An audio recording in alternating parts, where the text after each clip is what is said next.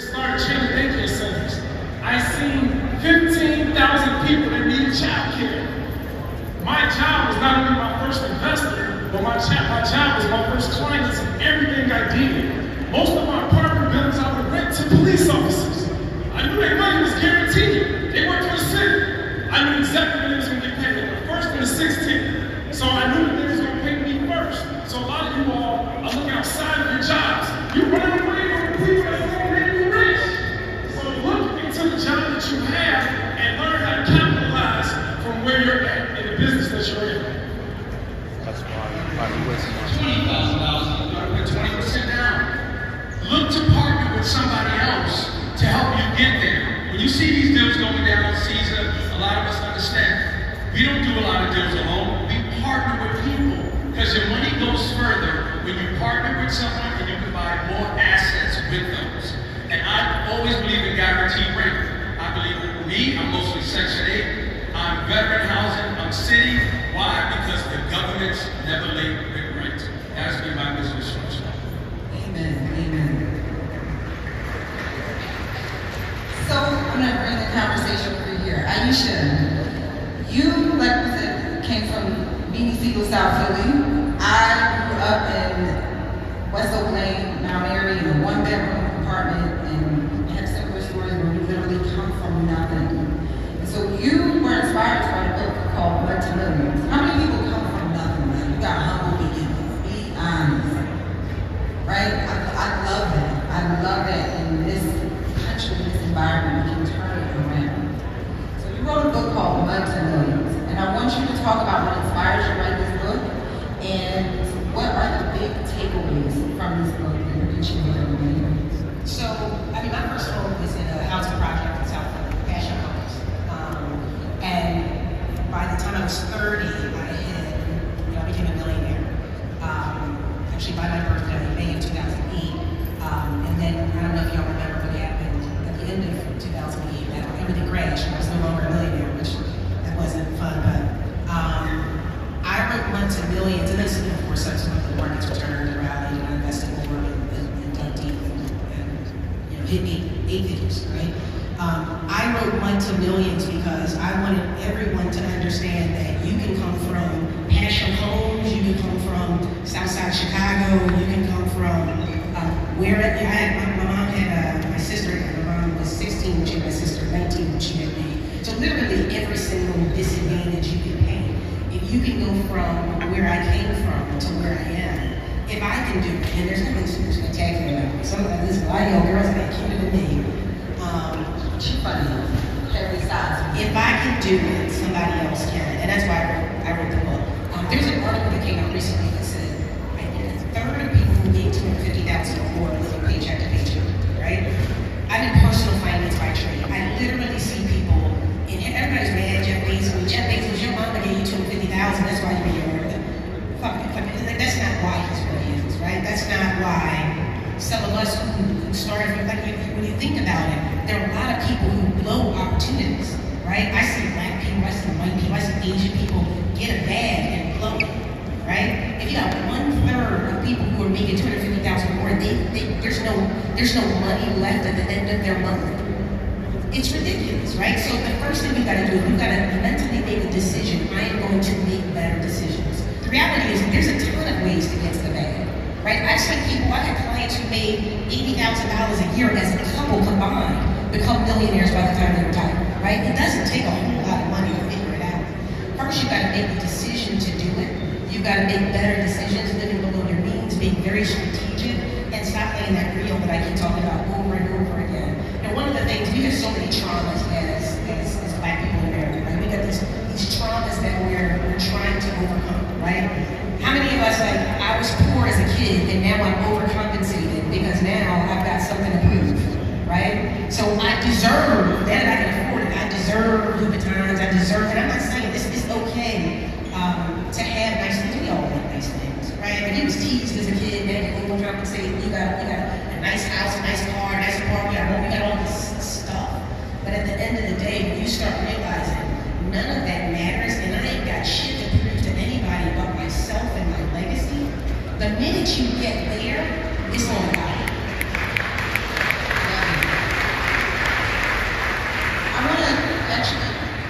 tag something, I'm going to use this to address something. You said something that everyone talks about Jeff Bezos, or even we talked about Donald Trump. His dad gave him $1 million. He really who he say he is. Jeff Bezos got invested, his parents invested $250,000. And so when I hear black people say that, it really bothers me because we are all here for generational wealth. So you're working hard to leave something to your kid, and you talking about that kid that got something left to him. And so I want you guys to think about that too when you see people who have had generational wealth left to them. Think about the fact that this is what you're leaving to your kid. And also a lot of times, taking that $250,000 and turning it into billions of dollars is harder than going from 0 to $250,000. So keep that in mind as you are leaving this generational wealth to your kids, that they have a job to take the baton further. It's not about getting a handout, it's about taking it further. So I want you guys to think about that. Talk about taking the baton further. This amazing man, Caesar, he literally started investing, 15 years ago? 17 years ago. 17 years ago. Single families to 4 families. Scaled it up to 3,000. Why don't you talk about how you scaled your business quickly? Because that's not easy. Any strategies for anyone who wants to scale from single families, 4 units, to doing massive units at a time? Just to give you a little bit of background, Jeff Bezos is wrong. I don't come from family money, right? My story is a little different than everybody up here. I'm actually first generation. My dad was a cab driver in New York City. My mom stayed at home. And I barely have a high school diploma. Whenever all of my friends went to college, I chose the streets. All of my friends went to college, I started selling drugs. So everybody told me, if you don't change your life, you're gonna end up in prison, right? So I was a kid, I knew everything. Yeah, whatever. I ended up in prison. So what's different about my story is in prison, I actually met a real estate investor that at that point was worth a couple $100 million. And he taught me about real estate. I taught him how to bid. He taught me about real estate. And that's when my life changed. My daughter was born when I was in prison, right? So that's one of my biggest inspirations, right? So again, I don't come from money. I don't have a fancy education. I did drop a book last year. I went #1. My wife says that I barely know how to read or write, but I still hit #1, right? Testimony! And so I'm pretty much self-educated. I came home from prison.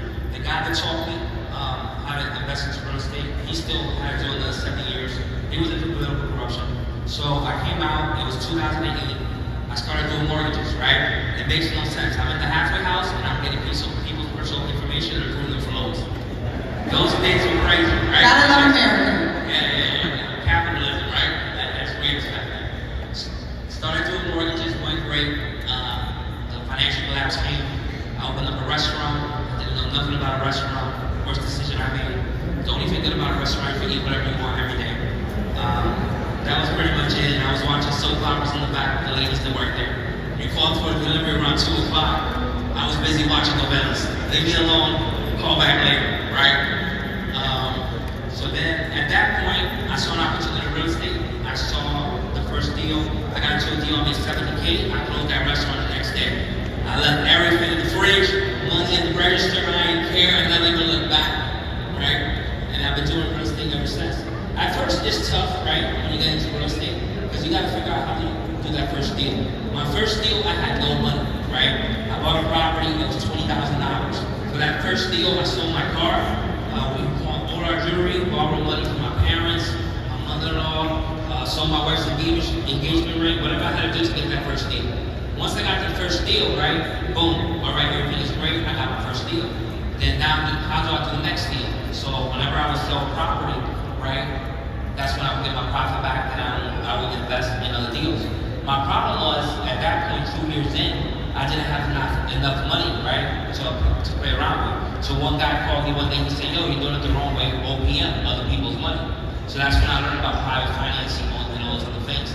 So once I started using OPM, right, partnering up with other people, that's when I took it to the next level, because now I can scale. So I went from doing two to three deals a year to doing 20 to 30 deals a year. And that's over time, just kept on scaling and learning how, eventually coming up with different ways how I can eventually get 100% financing for banks, right? Because there's so many techniques that you learn over time, but everything is a process. There is no such thing as overnight success. One real estate deal is not going to get you rich. Every time I close on a deal, I already have another 100 deals lined up. So it's always about, just keep on going, moving forward, and eventually you get a lot of gray hairs, but you already know what it is. Nothing is easy, everything, takes time, right? But without risk, there's no reward. When I first started, I wanted to make $5,000 a month, right? If I got $1,000 per unit, and I got 3,000 units, you already know what that means, and I don't want to brag, right? But again, I wanted to make 5,000, hit that, kept on going. And the same thing that I did, you guys could do.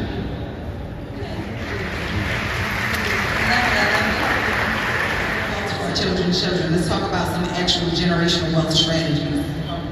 One of the key things that I mentioned was trust, and I'm glad I'm able to talk a little bit more about that. It costs you a couple of $1,000s depending on how complicated your trust is.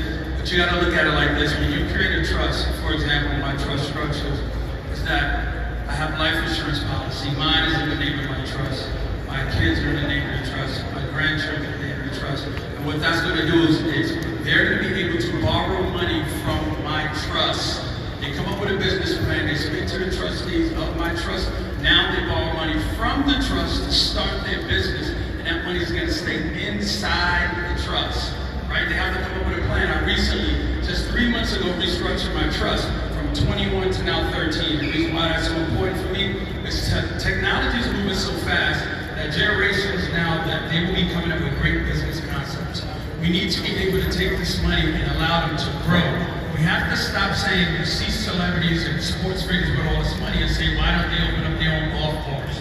Why don't they do this? Why aren't we, when we get money, creating our own banking system? We think we don't have money, but the most valuable thing in your body that you have is the air coming out of your lungs. When you pass away, you have to understand, put life insurance money policies on each person in your family. Your mother, your grandmother, you know why? Because you're going to take that money. You're not being a savage. You're actually setting yourself up. Get an estate attorney.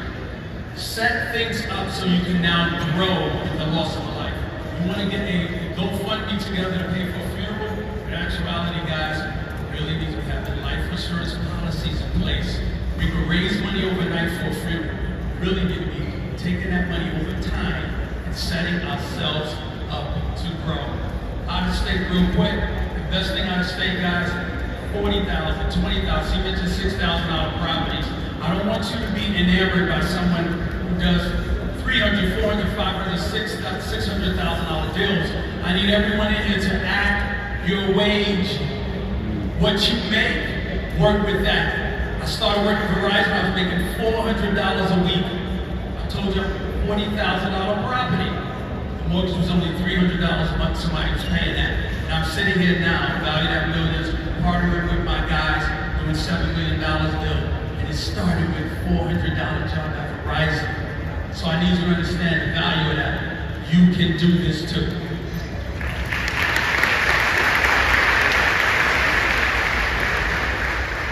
Yeah, man, it's so crazy that everybody in here, there's no reason why our children should not be millionaires. There's no reason why. In today, in this kind of market with what's going on just in life, there's no reason why. I mean, you think that you don't have the money right now to invest, but you do. When I tell y'all about building for every building I have, I literally I have a property, and the net income from one property goes into my 6-year-old's account. I have a property, the net cash flows $2,000 every single month. That $2,000 from the day he was born. From the day he was born, went to an investment account that grows at a historical rate of 8 to 9%. By the time my 6-year-old son is going to be my age, he's going to have millions in the bank. And it's not going to be working my 9 to 5. If I was working as a police officer, I would never be able to accomplish this. But because one property, just one property, I'm telling y'all, man, y'all please hear my heart. You guys think that you don't have it, but you are really just one property away. And your issue is not that you don't have the money, the issue is that you're not doing the right thing with the money that you have. You're taking the money and putting it in a savings account that's growing at 0.001% interest. From my first property that I bought, I put down $15,000. If you take this same $15,000 and look at it annually, I would have been making something about like $15 probably interest on $15,000 annually. But taking that same $15,000 and getting a rehab loan, buying my first property as a police officer making $36,000, I was receiving $3,000 a month net cash flow. So here it is on one hand, I have the same $15,000 in the bank. I'm only making pennies. But yet, because I invested it into real estate, now I am bringing in $36,000 annually. That same building, that one building, I'm not going to go through the other 300 properties that I have purchased over the years. Just that one property has netted me over $700,000 over the last 22 years. That same property is now valued at over $500,000 and I bought it for $150,000. Guys, the average net worth of a black family is $28,000. $28,000 is the average net worth of a black family, not a black person, but a black family. Just from that one property, it took my net worth to over $250,000 at the age of 22. You talk about generational wealth. We need to get assets. We need to go after assets like most broke people go after liabilities. We need to go after assets because it's the assets that goes towards our net worth. And it's our net worth that now goes towards our real power. Here it is, our net worth, $28,000, but our spending power is $1.7 trillion. Something is wrong. It means that we are not investing our money in the right things. So guys, we have to, this anything that you guys take from this, and that's why I love real estate so much, is because there's assets that you can pass on to your children. And not just your children, but your children's children. Structure. When I say give them the money, I mean in the bank, inside my trust where they will borrow the money. I want you guys to understand this is something you must do. Create a trust for your legacy. This is bigger than every one of us in here. Please do not get a will. Please do not get this wealth. There's a certain amount of money you need, and that's all you will ever need. Create a trust, change your legacy, and I want to make sure we see the rest of our generations in this room talking about this moment that all of us was on this stage, and we gave this knowledge that changed your life forever. Appreciate it. Ayesha, what about you? I love capitulating markets. You know, when this blood in the streets, that's where I share. The last several years, things have like, we bidding wars and we got 80 people bidding on the shit. I don't participate. It's like a feeding frenzy. I like to get what gets good. I bought most of my properties, most of my portfolio. I stacked. I mean, I was taking shit I couldn't fix. Like, I'll take it. My man, you sell it, I'll take that too. From 2011 to 2018, I was buying houses in Philly for $6,000, $7,000. I mean, I was flipping couch cushions, looking for change. Like, where can I get money in order just to buy as much as I possibly could? I still have inventory that I still today am going back and fixing. So while the markets are running, I'm just going back and fixing stuff that I had. I think everyone in this room who's looking to buy their first property, who's looking to scale, in times of capitulation, you'll have better opportunities. So don't let the term recession scare you, because that's what people who over-leverage. As a woman investor, I'm a little bit more conservative probably than most of my male counterparts. I gotta sleep at night, right? So I'm interested in building steady, even, I don't have a lot of debt. I think most of my properties are pretty clear, because that helps me sleep at night. So find a strategy that works for you. And what I'd be curious about, and I'm really interested in seeing as rates continue to spike, and the market has already started to soften in a lot of markets, I would see that as a new investment, as opportunity, because I don't want to bid on a property with 80 other people. I want a property that's going to sit a little bit, so I'm just getting a little desperate. I'm going to pop in, y'all hungry yet? Like, I'm looking for opportunities, and in a rising interest rate environment, we'll start to see some opportunities created, and that's where y'all should consider.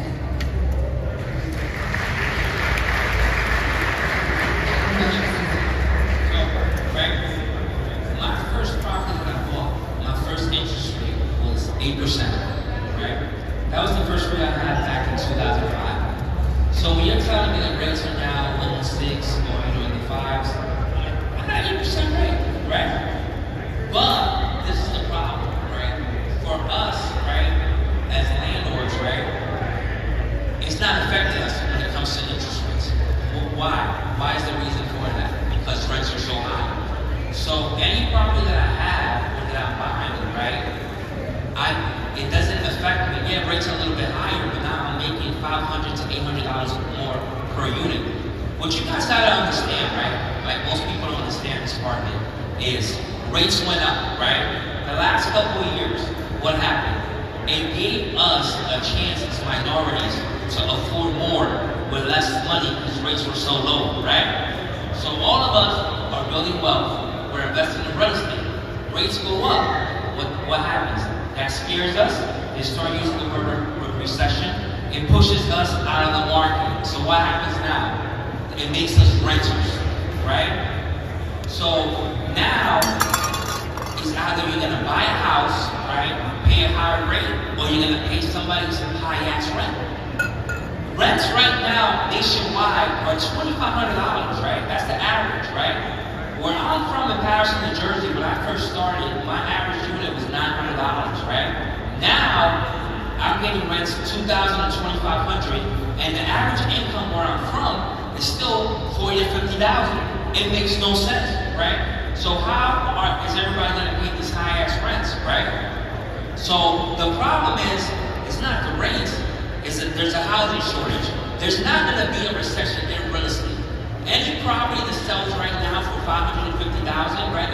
If you're a flipper, that comp is good for a whole year, so you can still flip. The question now is, are you gonna be a real estate investor, or are you gonna be a renter? You have two choices. There's a housing shortage. There's not enough houses to buy. There's not enough apartments to rent, right? So it's either you're gonna pay somebody's mortgage, or you're gonna pay somebody, somebody's rent. Either you have to make a decision. You're gonna make money or you're not. Even though if you're buying at a higher rate, you can rent that unit or that house at a higher number because rents are so high. So either you're gonna make money or you're gonna be left out.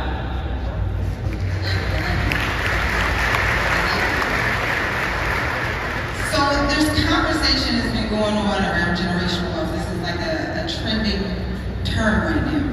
And I know a lot of people just think that buying real estate is the answer to generational wealth.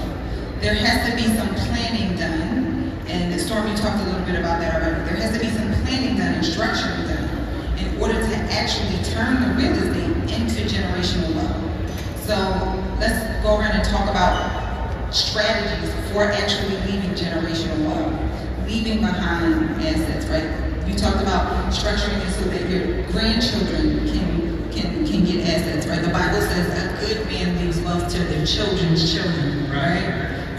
So we're all here to leave wealth to our children's children. Let's talk about some actual generational wealth strategies. One of the key things that I mentioned was trust, and I'm glad to be able to talk a little bit more about that. It costs you a couple of $1,000s depending on how complicated your trust is.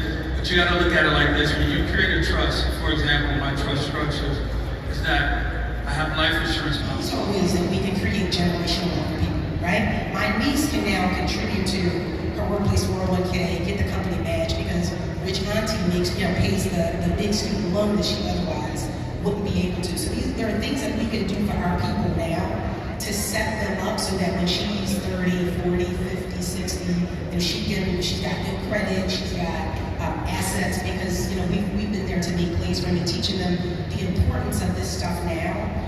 It's not just important to leave the financial legacy, it's also important to make sure they understand this stuff. They understand the whys behind? Do they understand watching you make these moves? It's also important when we talk about legacy building.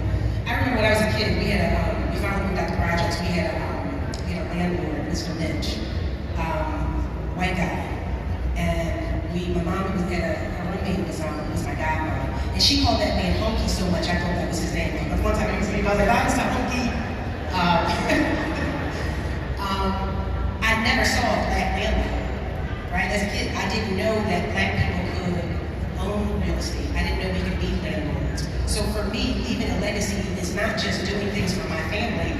I meet my kids in their tents, right?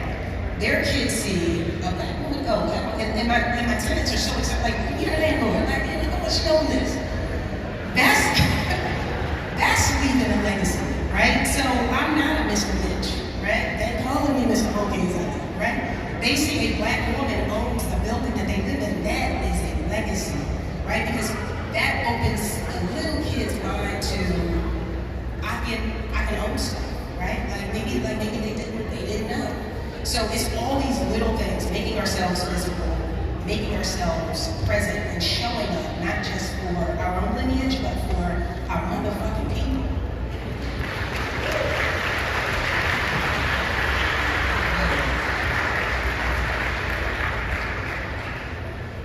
So, right, there's one thing when you're successful, right? Being successful, great. But after you're gone, what happens, right? I know a lot of people, I've gotten a lot of deals from people that their parents passed away. They don't know what to do with these buildings, right? I'm a shark, so I come in, right? And I get the deal, right? So, for my daughter turned 16 last year, right? And it's just not about, leaving her money. I want her to know the business, right? So she'll be set for life. So, instead of throwing her a Sweet 16, I bought her a 12-unit building in Chicago. Right? Now, I don't know about you guys, but my credit cards every month, I got DoorDash, iTunes, Roblox, right? So this is all my daughter's bills every month. She likes to go to concerts. I'm like, you know what? Instead of throwing you a party, what if I buy you a building? And she said, yeah. So now she has a building. I bought it for $150,000. I rehabbed the building. I put $300,000 into it. It's free and clear. That's one of the only buildings that I'm not allowed to touch the equity. And it's worth $1.4 million, right? So, for me, I'm like, Taylor, let's refi. Take the money out and buy more buildings. Let's go! Let's go. On the run. Yeah, let's go. And she's like, no, Dad, leave my building alone. So now, she pays all her bills every month. She, after paying all the expenses, she gets about $8,500 every month, and that's her money, right? And then I live in Bergen County, New Jersey, in a town called Franklin Lakes, right? And there's a lot of wealthy people, a lot of wealthy people in the community. But my daughter is the only minority at 16 that owns her own rental property. She has her own building.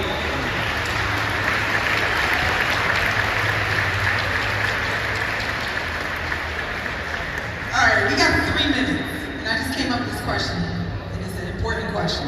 I've had this conversation with each of you separately, with the exception of you, Jemal, we just met this morning, about how this problem that we have in the Black community is not an information problem, it's an understanding problem. But most importantly, Jemal, you talked a lot about us spending money on the wrong things. The reason that we're spending money on the wrong things is because we're trying to fix emotional and spiritual problems with our money. Quick fixes. So, share some tips that you do for your mental health to keep your head in the game and focused on the right thing. You got 3 minutes, 2 minutes. Real quick for me, I don't take on any stress. If I can't get rid of something out of my life in 60 seconds, I don't want it in my life. I dress very simple, employee millionaire clothes because I own the company. My closet is about the size, that big is my closet. I don't want bad relationships. I go to bed late, but I sleep late. I go running, I work out, drink lots of water, and I eat healthy. I don't like cursing, I don't like fussing around me, I don't like stress. Oh, that was good. Yeah, so for me, every single day, and everybody, if there's anybody here doing that 5-pillar challenge right now, then you already know, every single day, I got faith, family, finance, fitness, and freedom. Every single day, you want to check my schedule and know what Jemal doing? I'm in those 5 pillars. Every single day I'm waking up, and the first thing I'm doing is getting my spiritual life right. I'm thanking God, I'm focusing on one scripture, just one. And then after I do that, I am working out every single day. What good is it not working and you know what I'm saying, you spend all your money now to fix your health. You know, I never, when I saw the vision of myself becoming a millionaire, I wanted to make it to the NFL. That ain't happening. But yet the vision I had of myself being a millionaire, I look like this. I wanted to be able to, you know what I'm saying? I still want to be able to flex. I didn't want to be out of shape. You know, what good is it to have your health right and your faith like right, but you messed up with your family? You know, I'm not a father to my kids, I'm not a husband to my wife. And then what good is that? But yet, all of a sudden, my freedom, I'm stuck in my job, working 3 or 4 jobs just to make ends meet. So I believe that in order for me to be successful and stay focused, I have to, every single day, live in the 5 pillars. Okay, we got a few more seconds left. One thing I love about the real estate world is we can be vastly different. I cuss a lot. I drink a lot. I hate the gym. I got too much art. Like, that sounds lovely, gentlemen. God bless. God bless. No, seriously, what do you do for your mental health?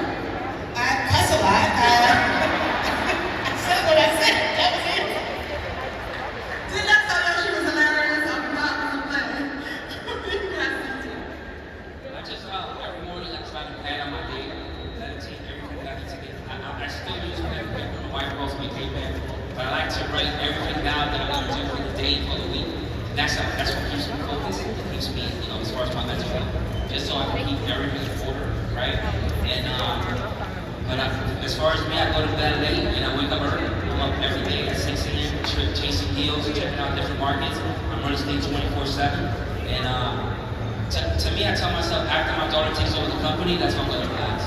But I do have, you know, when you're running at a high level, right, in any business, there's always gonna be stress, right? There's always gonna be different obstacles you gotta get over every day. But you have to stay focused, and the more stress you are, the more gray hairs you have, that you're making more money. That's it. More success. More gray hairs, more success. That's how I see it.